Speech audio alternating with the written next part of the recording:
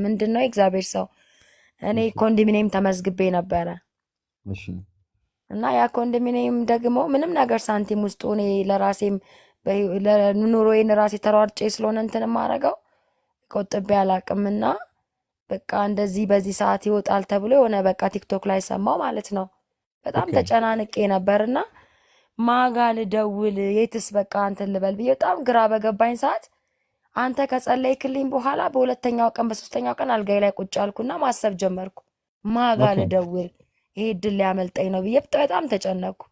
ከዛ ኦኬ ወደ ውስጤ እነሱ መጡ። ለምን ሽማግሌ አልክም ብዬ አንድ ዘመዴ ነበረች እንደዚህ እንደዚህ አዎ ጠይቄልኝና እንደዚህ አድርጉልኝ ይሄን እንፈልጋለሁ ይሄ እድል እንዳያመልጠኝ ካለበለዛ ሁለተኛ በቃ አንገናኝ ምናምን ብዬ ለእሷ ነገርኳት። አዎ ከዛም በኋላ ደውላ ስታሳውቃቸው እኛ የኮንዶሚኒየሙን አካውንት የተመዘገበችበትን ትላክልን ምናምን አሉ። ዋው እሺ ከዛ በአካውንቴ በዛው በኮንዶሚኒየሙ አካውንት እጣ ውስጥ የሚያካትተኝን ፋይናንስ በቃ አስገቡልኝ ማለት ነው። የሚገርም ነው። እሺ ከዛ እሱን ደግሞ አመስግኜ ሳልጨርስ በቃ በጣም በሚገርም ቀላል ነገር እንዳይመስልክ እሺ በጣም ቋንቋችን ይደበላለቃል፣ አንቀራረብም፣ ስልክም አናወራም።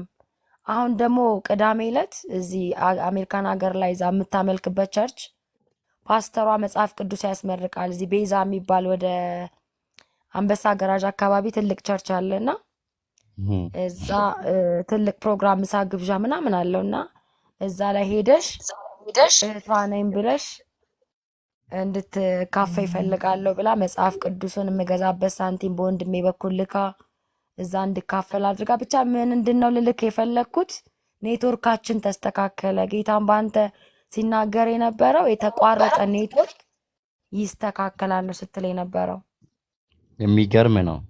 ያ እና ኔትወርኩ ተስተካከለ። ከቤተሰቦቼ ጋር ሰላም ሆንኩኝ። የሚገርም ነው። ያ የሚገርም ነው። ምን ያህል ገንዘብ ተከፈለልሽ ኮንዶሚኒየም ላይ?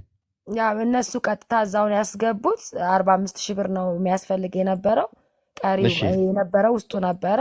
በራሱ እሺ አካውንት ወስደው ከዛው ከአሜሪካን ሀገር ነው ቀጥታ ያስገባችሁ በአካውንቴ ውስጥ። 45,000 ብር ተከፈለ፣ ኮንዶሚኒየምን ወሰድሽ?